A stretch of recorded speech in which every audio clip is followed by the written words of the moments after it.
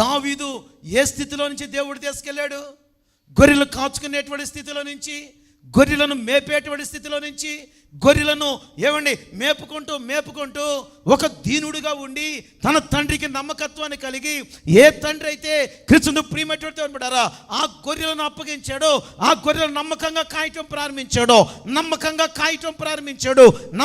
తన యొక్క మందను కాచి తన యొక్క తండ్రికి అప్పగించడం ప్రారంభించాడో, దేవుడు ఆ నమ్మకత్వాన్ని చూసి ఏ నమ్మకత్వాన్ని ఇచ్చాడంటే అసలు రాజ్యాన్ని తన చేతిలో పెట్టాడు. పిల్లారా, దేవుని స్తుతులు చేద్దాం. హల్లెలూయా, దగ్గరగా హల్లెలూయా. దేవుని ఎంత స్తుతించాలో చూడండి. నాకు చాలా సంతోషంగా ఉంది దావీదును జ్ఞాపకం చేసుకుంటుంటే. దావీదు లేకుండా నేను ప్రసంగం చేయను పిల్లారా, ఎందుకంటే దావీదు అంటే నాకు అంత ఇష్టం. దావీదు అంటే నేను ఎంత ఇష్టపడతా, ప్రతి విషయంలో కూడా బైబిల్ గ్రంథంలో ఎక్కువగా ఇష్టపడేటువంటి వ్యక్తి ఎవరంటే దావీదు. నా జీవితంలో దావీదు స్తుతి అంటే నాకు చాలా ఇష్టం. దావీదు ఆరాధన అంటే నాకు ఇష్టం, చాలా ఇష్టం.